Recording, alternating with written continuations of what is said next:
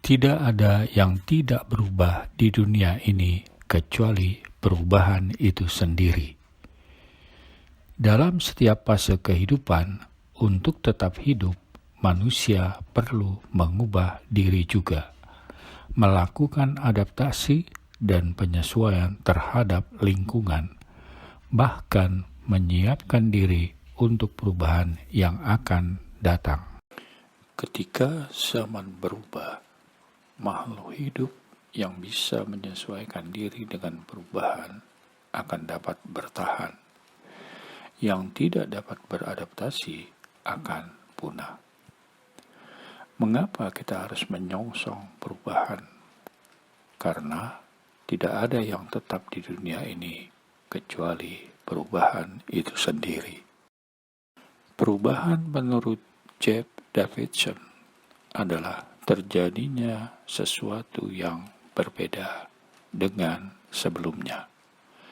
Perubahan juga bermakna melakukan hal-hal dengan cara baru, mengikuti jalur baru, mengadopsi teknologi baru, memasang sistem baru, mengikuti prosedur-prosedur manajemen baru, atau kejadian destruktif yang sangat signifikan. Perubahan berasal dari internal dan eksternal. Contoh perubahan berasal dari internal adalah perubahan emosi dan perubahan fisik. Sedangkan contoh perubahan yang berasal dari eksternal adalah perubahan musim dan cuaca, perubahan panas dan dingin, serta ada hujan dan ada kemarau. Kemajuan teknologi yang sangat pesat berpengaruh dalam hubungan sosial pada era komunikasi dan informasi saat ini. Sebagai contoh, adanya situs jejaring sosial Facebook dan Twitter.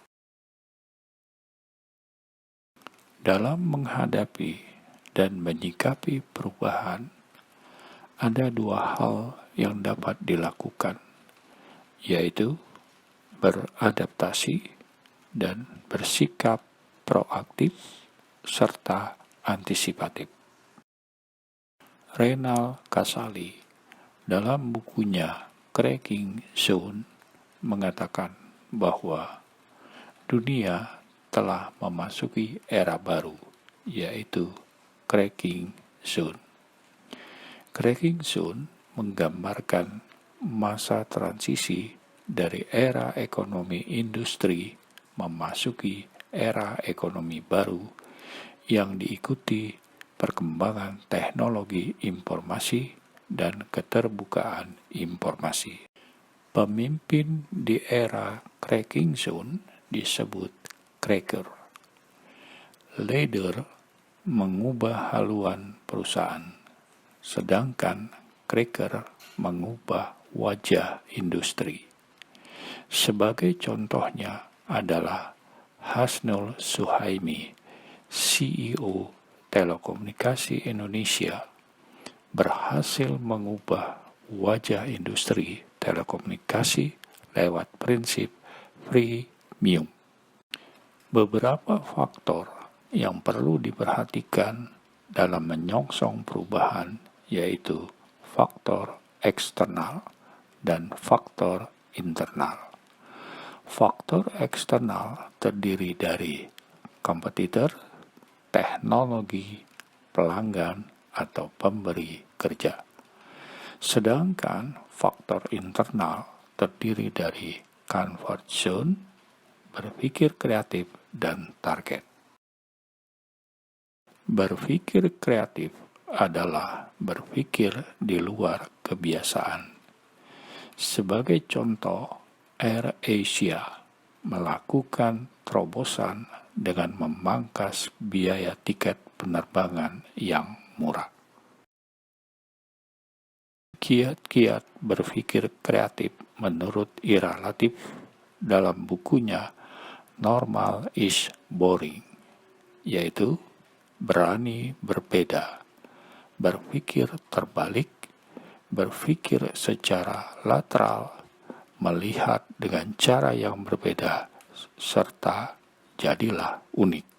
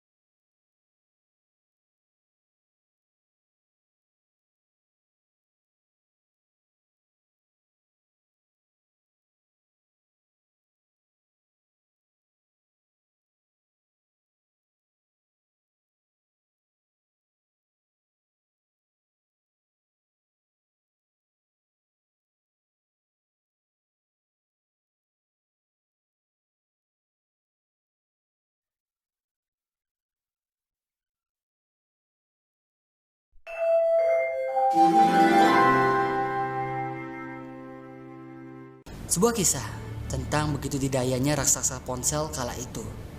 Saking didayanya, bahkan dianggap mampu mendominasi pasar hingga beberapa dekade ke depan. Namun tampaknya ekspektasi itu kian kabur. Hingga klimaksnya pun terjadi. Seakan kelabu senja bersemayam di kantor pusat Nokia di kota Helsinki, Finlandia kala itu. Tak ada yang menyangka, bagaimana tidak, dalam sejarah penggunaan handphone, brand Nokia sempat dicap sebagai brand sejuta umat. Namun sayangnya, Nokia malah terpinggirkan. Di mana hari-hari itu, kita bisa menyaksikan drama robohnya kedikdayaan Nokia dalam panggung industri ponsel global. Di banyak negara, pangsa pasar Nokia jatuh bertumbangan. Dan fakta pahitnya, dalam 3 tahun saja setelah itu, saham Nokia anjlok hingga 80%. Yang jelas, ini sama saja dengan kehancuran. Hingga pada akhirnya CEO Nokia Jorma Ollila mengumumkan persetujuan akuisisi Microsoft terhadap Nokia. Dengan sedih ia sempat berkata, "Kami selalu berpegang teguh pada visi misi kami selama bertahun-tahun. Sebuah visi misi yang membawa kami merajai pangsa pasar dunia. Tapi saya tidak tahu kenapa kami sekarang justru bisa kalah." Sebuah kalimat yang mengharukan, yang menandakan berakhirnya hegemoni Nokia saat itu.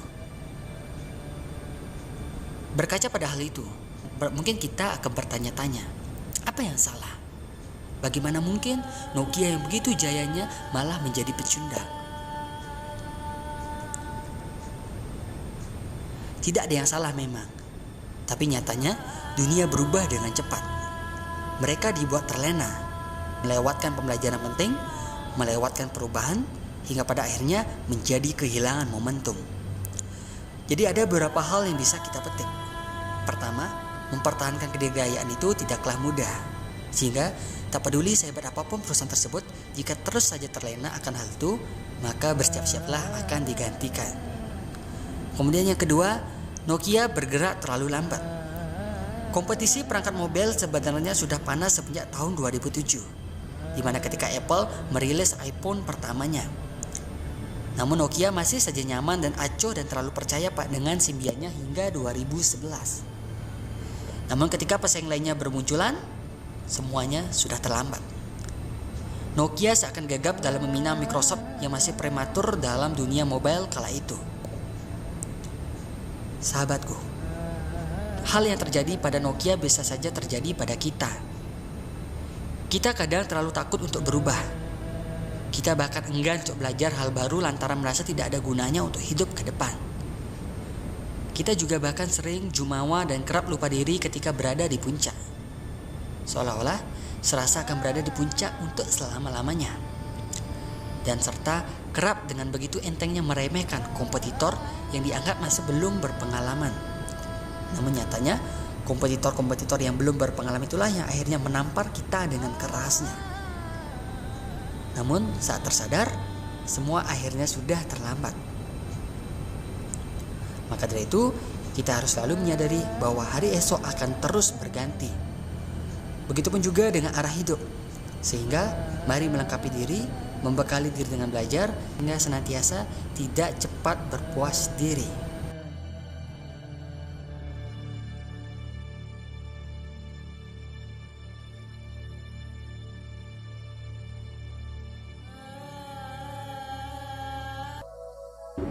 Video tips membentuk kebiasaan baru dalam 5 hari kali ini kita akan membongkar salah satu teknik yang teramat sangat powerful.